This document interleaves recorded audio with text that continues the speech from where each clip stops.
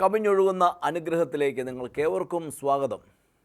വീണ്ടും ഒരുമിച്ച് ആയിരിക്കുവാൻ കർത്താവ് ഒരവസരം കൂടെ ഒരുക്കിയതോർത്ത് ഞാൻ കർത്താവിന് നന്ദി പറയുക. പ്രിയമുള്ളവർ, നമ്മുടെ മുമ്പിൽ ഒരു പ്രശ്നം വരുമ്പോൾ നമുക്ക് ആ പ്രശ്നത്തെ രണ്ട് രീതിയിൽ നമുക്ക് നേരിടാം. ഒന്ന്, ഭയത്തോടെ. ഭയം വരുന്നത് എപ്പോഴാണെന്ന് ചോദിച്ചാൽ, ഈ പ്രശ്നത്തിൽ എനിക്കൊന്നും ചെയ്യാനില്ല, അഥവാ ഈ പ്രശ്നം എന്നെക്കൊണ്ട് അതിജീവിക്കുവാൻ കഴിയുന്നതിലപ്പുറമാണ്,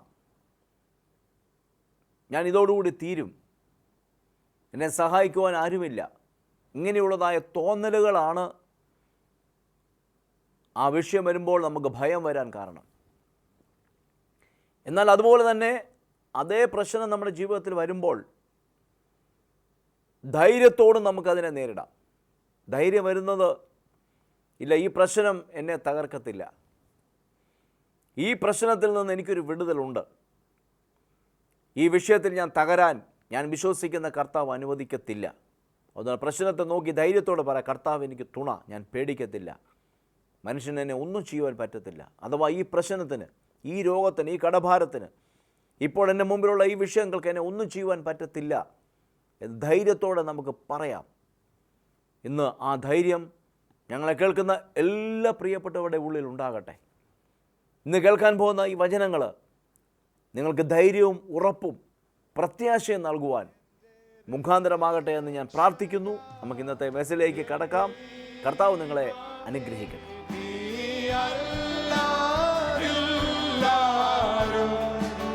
യേശു മാത്രം, യേശു മാത്രം മതി എനിക്കേതു നേരം. എത്ര പേര് പറയും, എൻ്റെ യേശു മാത്രം എനിക്ക് ഏതു നേരം മതി? യേശു മാത്രം മതി എനിക്കേതു നേരത്തും. എൻ്റെ രക്ഷക, എൻ്റെ രക്ഷക, എൻ ദൈവമേ, നീ അല്ലാതില്ലാരും. എൻ്റെ യേശു മാത്രം മതി എനിക്കേതു നേരത്തും. എൻ്റെ രക്ഷക, എൻ ദൈവമേ, നീ അല്ലാതില്ലാരും.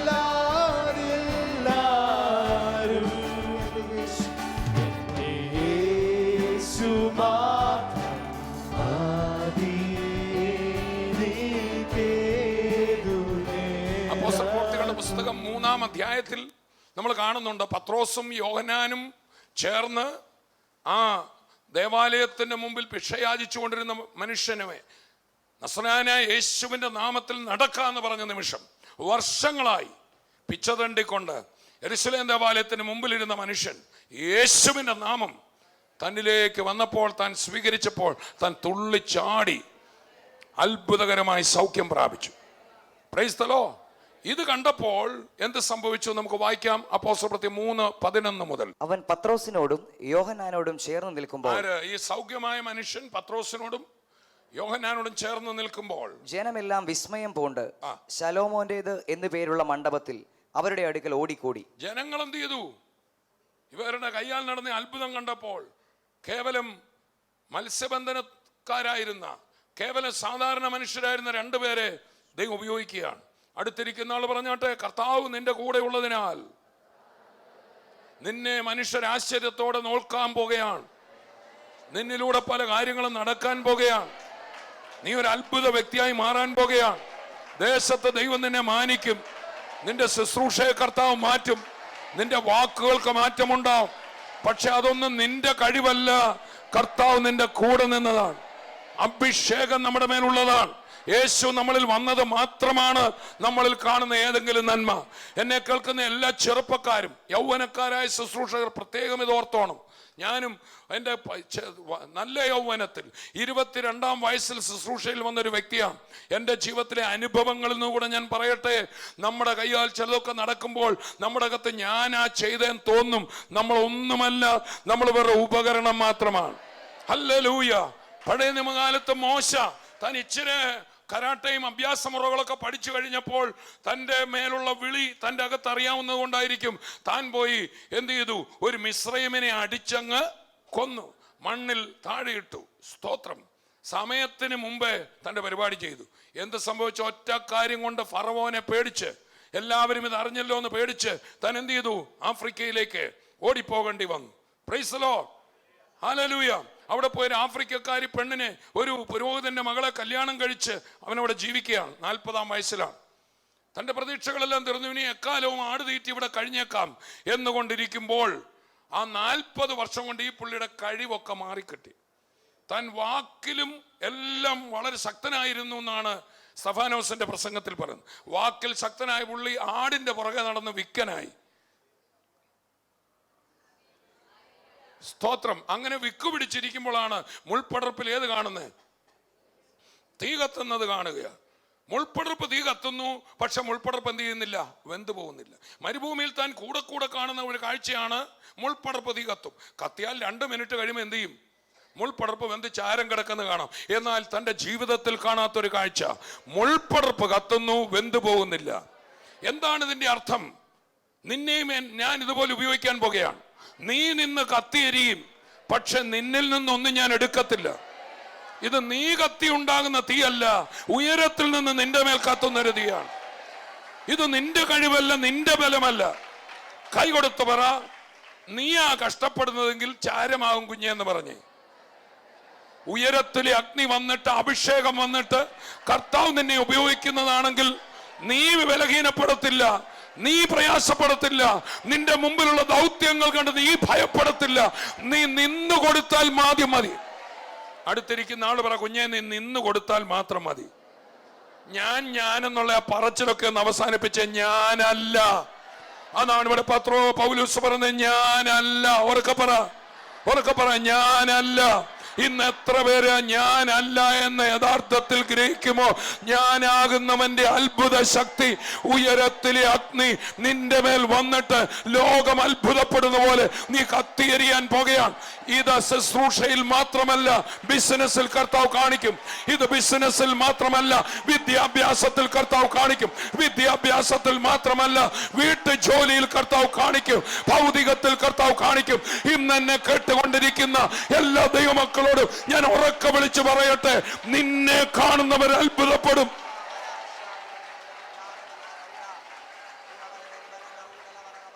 നിന്നെ പലരും ബഹുമാനിക്കും, നിന്നെ പലരും നീ ശ്രേഷ്ഠനാണെന്ന് പറയും.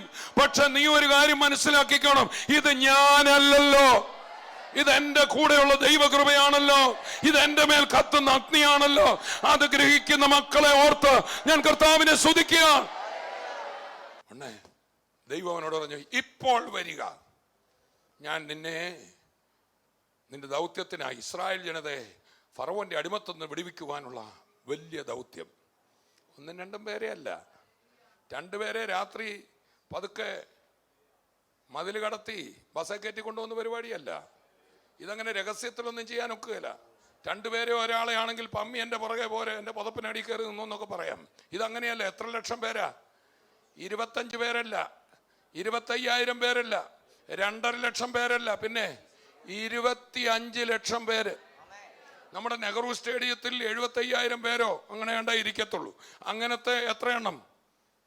25, 30, 40 നെഹ്റു സ്റ്റേഡിയത്തിൽ പാക്ക് ചെയ്തിരുന്നാൽ കൊള്ളാവുന്ന അത്രയും പേരെയും കൊണ്ട് ഒരു രാത്രിയിൽ ഈ ഫറവോൻ എന്ന് പറയുന്ന സൈന്യ ബാഹുല്യമുള്ള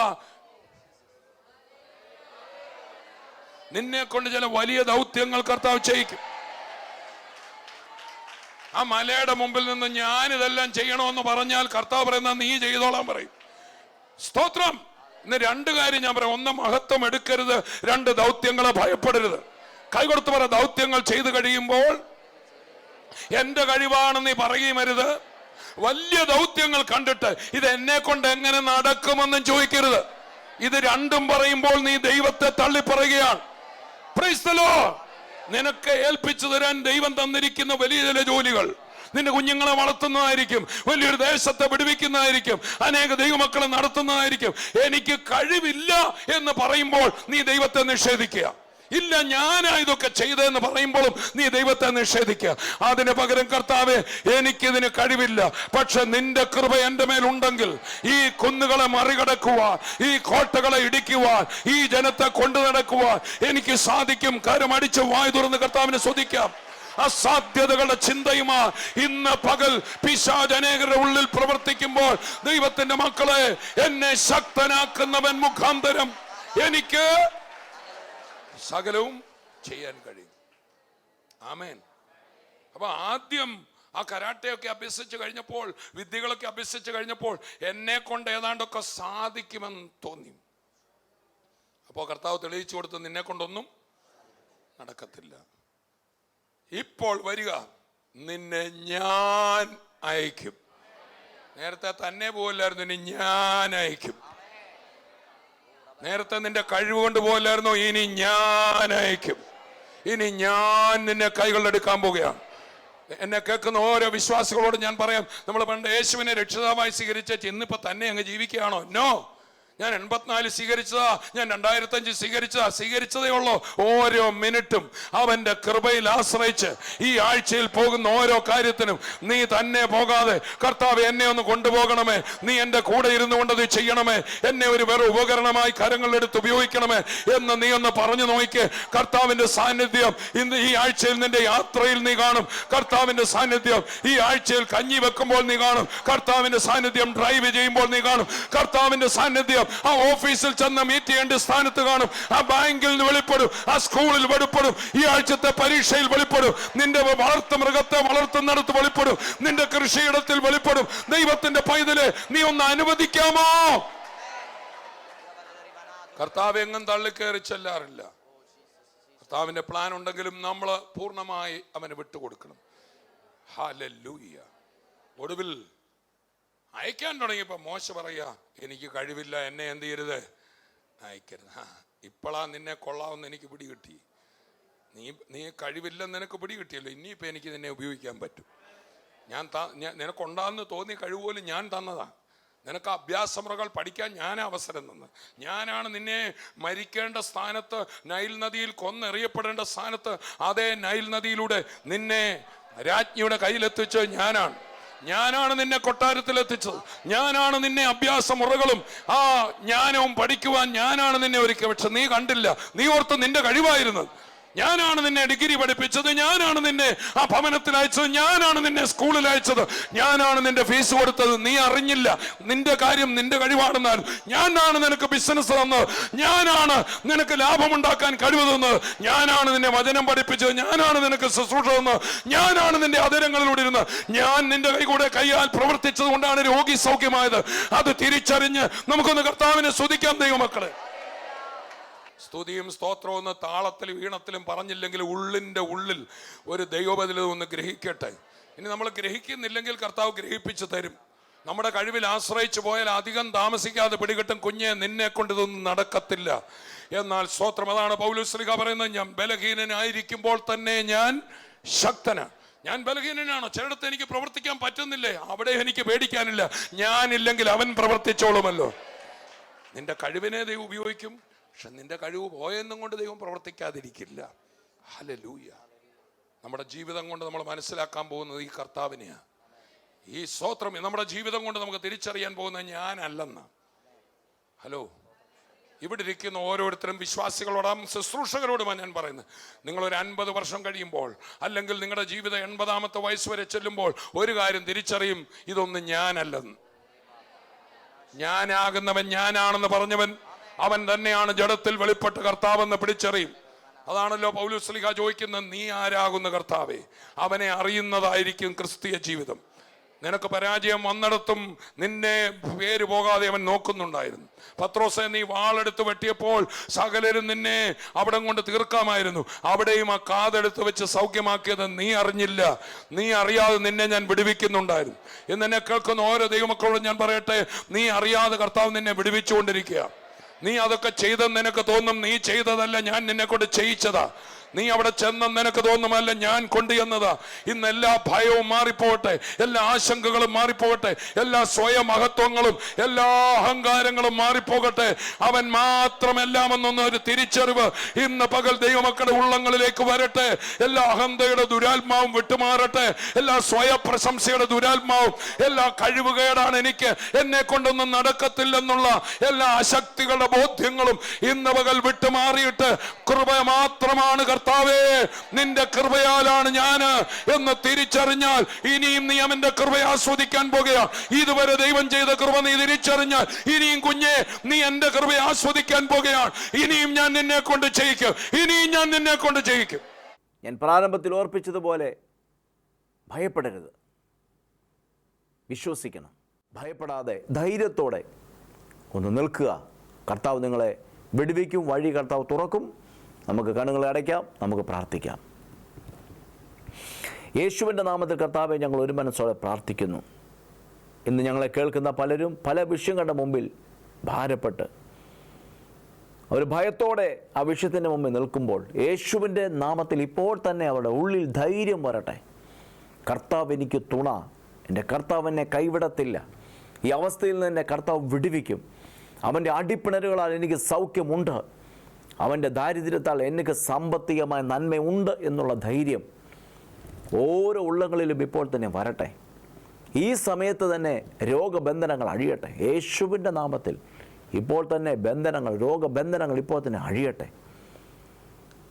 യേശുവിൻ്റെ നാമത്തിൽ ശാരീരികമായിട്ടുള്ള എല്ലാ അസ്വസ്ഥതകളും മാറട്ടെ, തളർച്ചകൾ വിട്ടുമാറട്ടെ.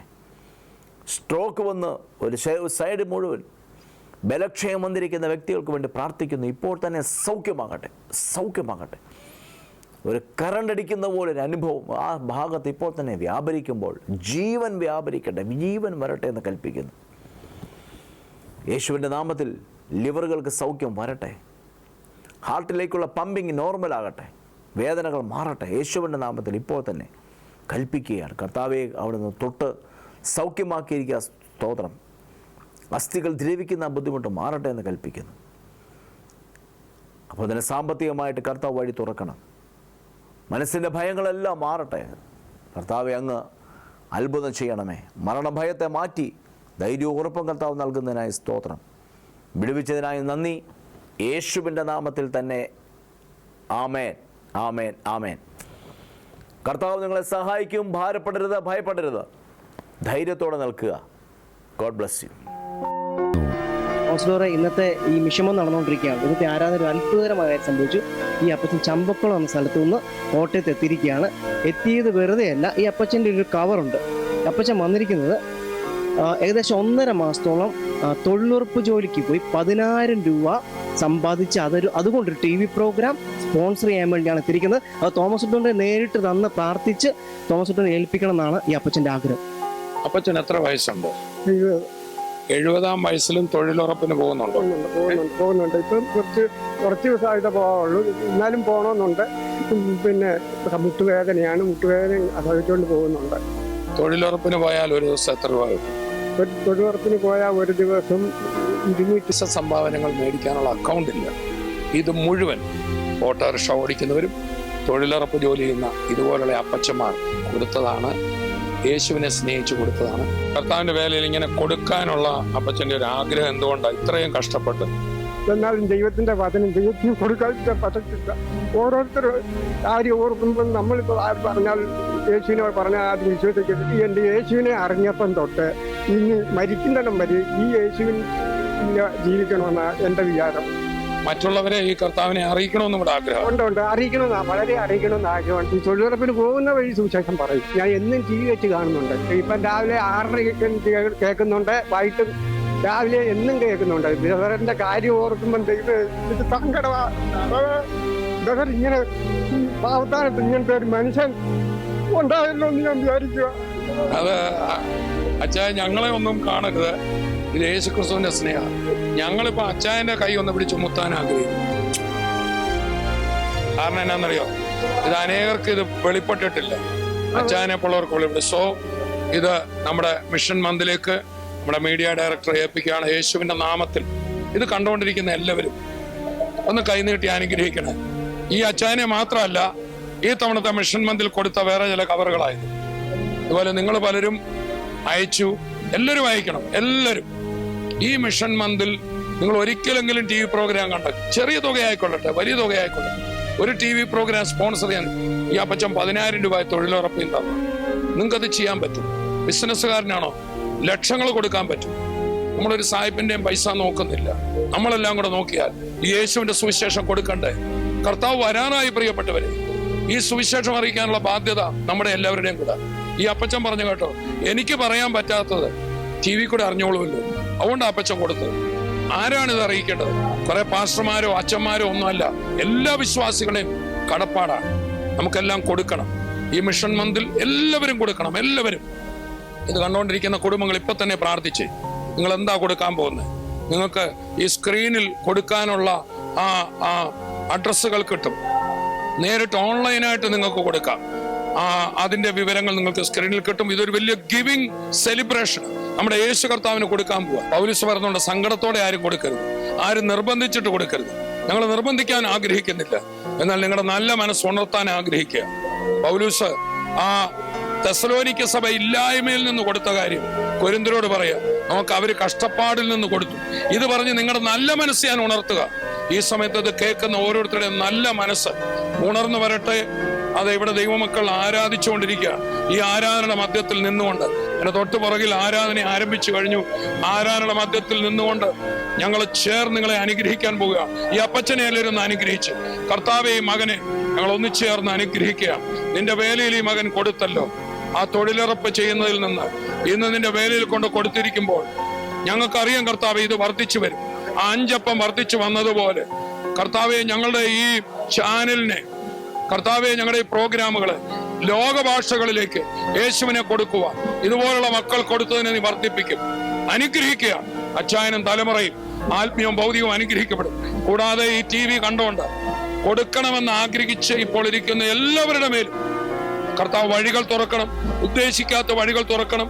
നിന്റെ വചനം പറയുന്നത് പോലെ അവരാഗ്രഹിച്ച ചില കാര്യങ്ങൾ നടക്കണം. ഈ അപ്പച്ചൻ ദൈവവേലയിൽ വിതച്ചിരിക്കുമ്പോൾ ഇതിന്റെ കൊയ്ത്ത് ഭൗതികമായി തന്നെ ഈ അപ്പച്ചൻ തിരിച്ചു വന്ന സാക്ഷ്യം പറയുമ്പോൾ ഇടയാക്കുന്നതിനായി സ്തോത്രം. യേശുവിൻ നാമത്തിൽ തന്നെ ആമേൻ.